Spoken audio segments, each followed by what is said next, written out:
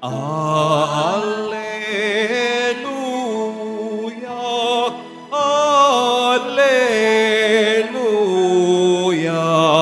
Alleluia, Alleluia.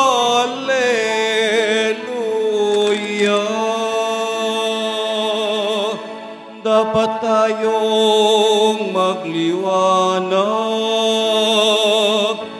ng kabutihay mahayag at Diyos ang siyang matanyag. Alleluia, Alleluia, Alleluia, Alleluia.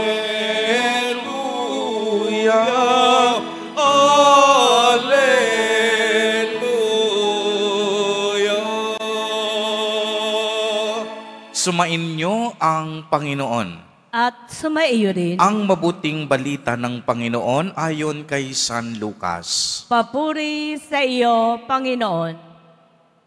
Noong panahong iyon, sinabi ni Jesus sa mga tao, walang taong nagsisindi ng ilaw at pagkatapos ay tatakloban ng banga at ilalagay kaya sa ilalim ng higaan. Sa halip, inilalagay ito sa talagang patungan upang makita ng mga pumapasok ang liwanag. Walang natatago na hindi malalantad at walang lihim na hindi malalaman at mabubunyag. Kaya pagbutihin ninyo ang inyong pakikinig, sapagkat ang mayroon ay bibigyan pa, ngunit ang wala ay aalisin pati ng inaakala niyang nasa kanya. Ang mabuting balita ng Panginoon. Pinupuri ka namin, Panginoong Heso Kristo. Magsiipo muna po ang lahat. Sa ating ebanghelyo sa araw na ito ay itinuturo ni Jesus Nazareno sa kaniyang mga alagad na ang layunin ng lampara ay upang liwanagan o magbigay ng liwanag sa silid kung saan iyon inilagay. Kaya ang lampara dapat mailagay ng maayos upang ang buong espasyong nasasakop nito ay mailawan ng mabuti at upang ang kadiliman ay mapalitan ng kaliwanagan. Ginamit ni Jesus ang larawan ng isang lampara upang ilarawan kung paano mamuhay ang kaniyang alagad sa liwanag ng kaniyang katotohanan at pag-ibig. Kung paanong ang natural na liwanag ay nagbibigay liwanag sa kadiliman at nagbibigay daan upang tayo ay makakita. Gayon din ang liwanag ni Kristo. Dapat magningning sa puso ng bawat mananampalataya at tumulong ito sa atin na makita ang realidad ng kaharian ng Diyos. Nakalulungkot sa atin sa ating kapanahunan sa mga oras, sa mga sandaling ito. Talamak ang kadiliman. Kaya nga ang taong bayan sumisigaw ng liwanag.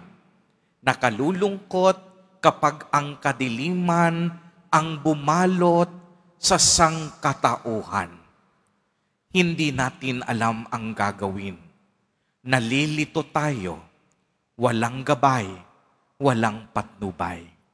Kaya nga sa kasalukuyan, ang tanging kailangan natin ay liwanag ng Diyos. Liwanag ni Jesus Nazareno. Maraming bagay ang hindi natin magagawa ng nag-iisa. Subalit maraming bagay ang magagawa natin sa tulong ng liwanag ng Panginoon. Kahapon, sigurado ako, naging saksi tayo sa muling pagbubuklod ng liwanag ng puwersa ng tao. At anong sinisigaw ng sambayanan? Liwanag ng katarungan. Liwanag ng tunay at tapat na pamamahala. Liwanag ng pagkakapantay-pantay. Liwanag ng tunay na paglilingkod. Sa isang bahay na walang liwanag, ang hirap kumilos, mahirap maabot, at maisakatuparan ang mga gawain. Ganito din sa ating bayan at bansa. Mahirap maabot ang progreso. Mahirap maabot ang katarungan kung tayo ay nabubuhay sa kadiliman. Kaya nga anong sabi ng Panginoon? Ang liwanag hindi dapat tinatago. Ang liwanag dapat inilalagay upang ang kadiliman ay mawala at magpawi. Dahil kung patuloy tayong mamumuhay sa kadiliman, patuloy na maghahari ang kasamaan. Kung nasaan ang kadiliman, naroon ang kasamaan. Dahil ang taong palagawa ng masama, ayaw niyang ilantad sa liwanag ang kaniyang ginagawa. Kaya nga anong sabi ni Jesus? Huwag tayong matakot sa liwanag. Ang tunay nating liwanag, walang iba kung hindi ang ating Nuestro Padre, Jesus Nazareno. Siya ang ating tagapagligtas. Si Jesus Nazareno ang ating tagapamagitan sa Ama. Kaya hindi natin magagawa ang maraming bagay kung hindi sa pamamagitan ng kaniyang liwanag at pamamatnubay. Mga kapatid kay Kristo, ngayong panahon na ito na tayo ay humaharap sa iba't ibang hamon at pagsubok ng buhay. Iisa lang ang ating kailangan, at yan ang liwanag ni Jesus Nazareno.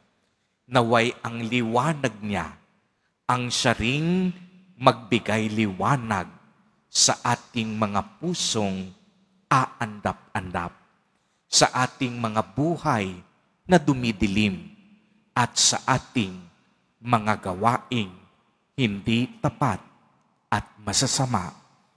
Amen. Purihin at dakilain natin ang ating Panginoon, ang mahal na poong Jesus Nazareno. Palakpakan natin ang ating Diyos na buhay.